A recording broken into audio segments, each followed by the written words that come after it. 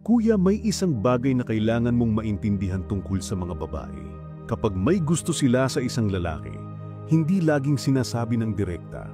Hindi nila sinasabi sa salita. Ngunit lumalabas ito sa kilos nila. Hindi ito nakikita agad ng lahat, pero ramdam ito ng lalaking marunong magmasid. At kung minsan, ikaw mismo ay nagtataka kung ini-imagine mo lang ba ang mga kilos niya o may ibig sabihin talaga ang mga iyon. Kaya ngayon, pag-uusapan natin ang mga gestures na hindi niya sinasadya, ngunit malinaw na nagpapakita ng lihim na pagtingin niya sa iyo. Isipin mo muna ito, kuya. May mga babaeng hindi mo naman masyadong ka-close, pero kapag nasa paligid ka, may kakaiba sa kilos nila. Parang nagiging mas aware sila sa ginagawa mo, sa boses mo, sa presensya mo. Hindi sila umaamin dahil ayaw nilang mahalata. Ngunit ang katawan nila hindi marunong magsinungaling. Makikita mo ito sa paraan ng pagtingin nila. Kunwari, hindi tumitingin, pero kapag nagsalita ka, napapansin mong saglit silang tumatahimik. Kapag dumaan ka, may bigla ang pag-aayos sa sarili na parang instinct. Hindi nila pinag-iisipan, pero ginagawa nila dahil ikaw ang dahilan. Kuya, ang unang sinyalis na lihim kang gusto ng babae ay ang pagiging sobra niyang aware sa presensya mo kahit hindi siya nakatingin ng direkta. Mapapansin mo na habang naglalakad ka, parang may bahagi ng mata niya ang sumusunod sa galaw mo. Kapag may sinagi kang biro o kwento, kahit hindi para sa kanya, parang nagiging tahimik siya saglit. At kapag bigla kang napalapit, nag-iiba ang breathing pattern niya. Hindi niya ito iniisip pero lumalabas dahil may nararamdaman siya. Ang pangalawang gesture na hindi mo dapat baliwalain ay ang paraan niya ng pag-aayos sa sarili kapag ikaw ang kaharap. Hindi ito yung malaking pagbabago na parang nag-ayos talaga. Ito ay mga maliliit at halos hindi mo mapapansin kung hindi ka observant. Inaabot niya ang buhok niya at inaayos ng marahan. Inaangat ang postura niya. Inaayos ang kwelyo ng damit o naglalakad ng mas maingat. At ang tanong dito, kuya, ginagawa ba niya ito sa lahat ng lalaki o kapag ikaw lang ang nakikita niya? Kuya, ang pangatlong gesture ay ang pagiging mas attentive niya sa presensya mo kaysa sa sinasabi mo. Hindi mahalaga kung ano ang sinasabi mo. Ang importante ay ikaw ang nagsasalita. Mapapansin mo na nakatingin siya saglit bago umiwas, na parang hindi niya kayang manatiling walang reaksyon. May mga pagkakataon na kahit simpleng bagay ang sinasabi mo, mas matagal ang tingin niya kaysa normal. Para bang sinusubukan niyang itago ang nararamdaman pero lumalabas pa rin sa mukha niya. Kuya, hindi ito friendly behavior. At hindi rin ito simpleng kabaitan. Ito ay mga kilos na lumalabas lamang kapag may tinatago siyang pagtingin na ayaw niyang ipahalata. At habang naririnig mo ito, baka may mga esenang bumabalik sa isip mo. Baka may mga babae kang naalala na minsan akala mo normal lang ang kilos pero ngayon, nakikita mong may ibang meaning pala. Kung may naiisip kang isang babae ngayon, mas mabuti na huwag mong bitawan ang thought na iyon. Dahil ang mga susunod na gestures ay mas malalim at mas mahirap itago. Kuya, ngayon na nakita mo ang mga unang pahiwatig, kailangan mong intindihin na habang lumalalim ang nararamdaman ng babae, mas nahihirapan siyang itago ito. Hindi niya sasabihin ng direkta dahil takot siyang ma-reject o masabing assuming. Kaya ang lumalabas ay mga kilos na hindi niya nakokontrol. At kung marunong ka lang magmasid, makikita mong hindi lahat ng ginagawa niya ay simpleng pagiging friendly. Ang iba roon ay malinaw na senyales na ikaw ang lihim niyang gusto. Isa sa mga pinaka-importanting gesture ay kung paano siya tumugon sa energy mo. Kapag may gusto ang babae, nakikiayon ng katawan at emosyon niya sa presensya mo. Kapag ikaw ang kausap, nagiging mas engaged siya. Kapag ikaw ang pumasok sa kwarto, parang nag-iiba ang daloy ng usapan niya sa mga kasama niya. Minsan, mas nagiging lively. Minsan, nagiging awkward. Minsan naman, bigla nang nagiging mahinhin. Hindi dahil nagpapanggap siya, kundi dahil ina-adjust niya ang sarili niya upang maging compatible sa energy mo.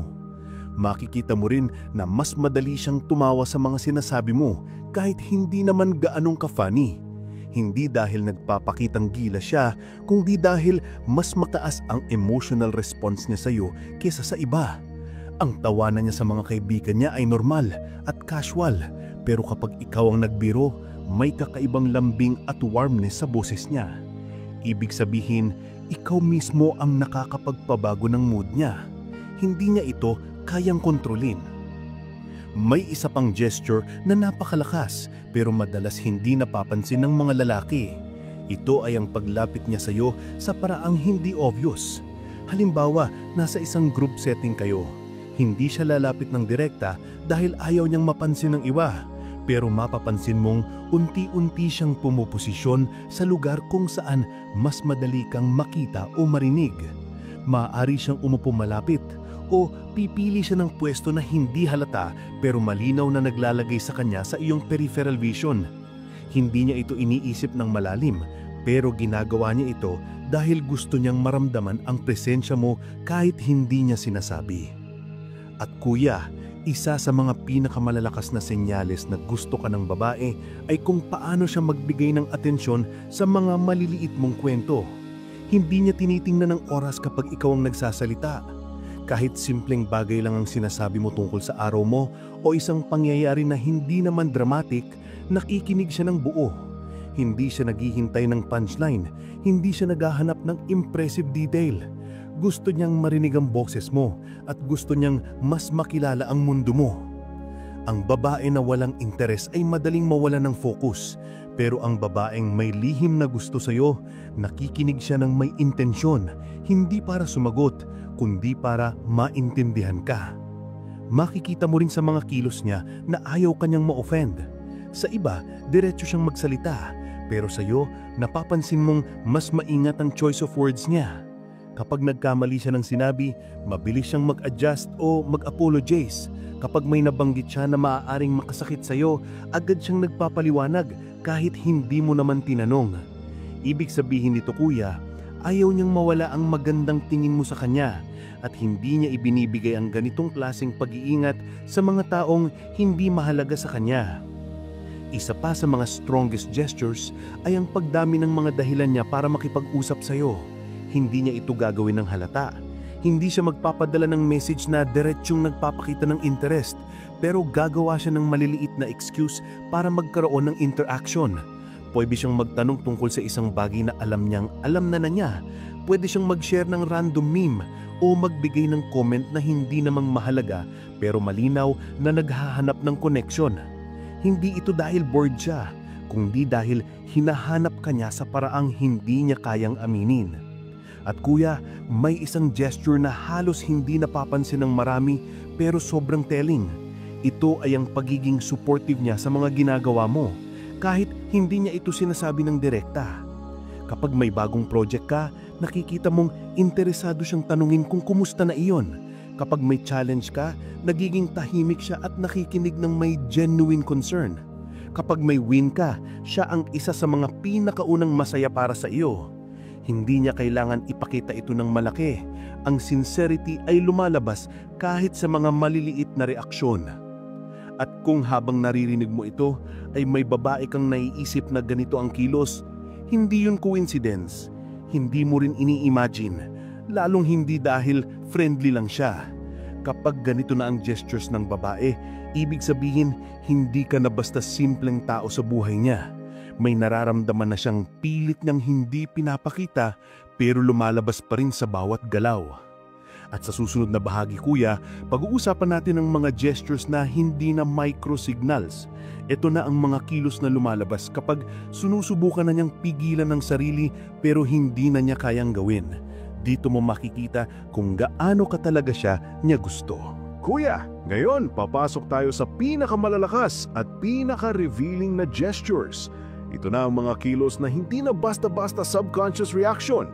Ito na ang mga galaw na lumalabas kapag sinusubukan na niyang pigilan ang nararamdaman niya pero hindi niya na kayang itago. At kung makita mo ang mga ito sa isang babae, hindi mo na kailangan manghula kung may gusto ba siya sa iyo. Ang tanong na lang ay kung ano ang gagawin mo pagkatapos. Unahin natin ang isa sa pinaka-importanting senyales. Kapag may gusto ang babae, Nagiging protective siya sa connection ninyong dalawa kahit hindi naman kayo. Mapapansin mo na ayaw niyang mawala ang vibe ninyo. Kapag nag-joke ka, natutuwa siya kapag natatawa ka rin. Kapag may kwento ka, gusto niyang siguruhing na iintindihan niya ito ng tama. Kapag may konting tension, mabilis niyang inaayos ang mood. Ginagawa niya ito hindi dahil takot siya, kundi dahil mahalaga ka sa kanya at ayaw niyang nasira ang magandang rapport na unti-unti ninyong nabubuo. Makikita mo rin na nagiging sensitive siya sa mga pagbabago sa tono mo. Kapag medyo malamig ang response mo, parang nag-aalala siya. Hindi man siya magsalita, pero nag-iiba ang energy niya. Mas nagiging maingat, mas observant at minsan mas quiet. Kapag ikaw naman ay masaya, gumagaan din ang kilos niya. Ang mood niya ay umaayon sa iyo dahil kahit hindi niya aminin, nakadepende ang emosyon niya sa kung ano ang nararamdaman mo. Ang ganitong klaseng emotional syncing ay hindi nangyayari kapag hindi ka mahalaga sa kanya. Isa pang matinding gesture ay ang pagiging consistent ng presence niya sa buhay mo kahit hindi mo hinihingi. Kapag may babae na walang pakialam, mabilis siyang mawala sa eksena. Pero kapag may gusto siya, kahit gaano siya ka-busy, kahit gaano kasimple ang conversation, palagi siyang nandyan. Nagpaparamdam siya sa tamang oras. Hindi siya clingy, pero hindi rin siyang nawawala. Para bang sinusubukan niyang ipakita sa iyo na kahit magkahiwalay kayo ng araw, gusto niyang maging parte ng routine mo. Hindi niya ito sasabihin, pero gusto niya na kapag inisip mo ang araw mo, kasama siya roon. Mapapansin mo rin ang subtle jealousy na ayaw niyang ipahalata. Hindi ito yung selos na dramatic or obvious. Ito ay mga maliliit na reaksyon na lumalabas kapag may ibang babaeng binanggit mo o kapag may lumalapit sa iyong iba. Minsan, nagiging tahimik siya bigla. Minsan, nagbabago ang tono niya. Minsan, para bang nagiging reserve siya. Hindi dahil wala siyang tiwala, kundi dahil natatakot siyang malaman mong pwede kang magustuhan ng iba. At kahit hindi niya sabihin, ramdam mo ang shift. At kuya, isa sa pinaka dapat mong tingnan ay ang pagbigay niya ng emotional vulnerability sa iyo. Hindi niya ito ibibigay sa kahit sino. Pero kapag ikaw ang naging dahilan kung bakit siya nagiging open, bakit siya nagiging reflective, at bakit siya nagkukwento ng mga bagay na hindi niya sinasabi sa iba, siguradong may malalim na interes iyon. Ang babae na hindi sure sa nararamdaman ay guarded. Pero ang babaeng may lihim na gusto sa iyo ay nagiging totoo kahit ayaw niyang maging obvious. Ang isa pa sa pinaka-powerful na gesture ay kung paano kanya naaalala sa mga random na bagay. Hindi mo ito makikita agad, pero kapag may bigla siyang shinare na picture, quote, lugar, music, pagkain o kahit maliit na bagay at sinabi niyang naaalala ka niya, napakalaking sinyalis nito. Ibig sabihin, nasa isip ka sa mga sandaling hindi mo inaasahan. At ang tao na nasa isip natin kahit wala namang reason ay taong may epekto sa atin. At kung ikaw ang taong iyon sa kanya, napakalalim na ng koneksyon na nararamdaman niya. Darating tayo sa pinakahuling gesture at ito na ang pinakamahirap itago. Kapag may gusto ang babae at malalim na ito, magkakaroon siya ng mga sandaling hindi niya kayang maging normal sa harap mo. Minsan nagiging awkward siya kahit sanay siyang confident. Minsan para bang hindi niya alam kung saan titingin. Minsan para bang may gusto siyang itanong pero nailang. At minsan, kuya, bigla na lang siyang nagiging quiet habang ikaw ang kasama. Hindi dahil bored siya, kundi dahil overwhelmed siya sa presence mo. Hindi niya alam kung paano itatago ang nararamdaman niya, kaya ang lumalabas ay silence na puno ng tension. Kapag nakita mo ang mga gestures na ito sa isang babae, wala nang debate. Hindi aksidente ang mga kilos niya, hindi ito friendly behavior. Hindi mo ini-imagine ang connection. May nararamdaman siya at sinusubukan niyang itago para hindi siya masaktan. At bilang lalaki na may disiplina at respeto sa sarili, ikaw ang dapat mag-decide kung paano mo hahawakan ang sitwasyong ito. Hindi ka dapat maging assuming, pero hindi mo rin dapat baliwalain ang mga senyales na malinaw na lumalabas. Ngayon kuya, nasa kamay mo ang susunod na hakbang.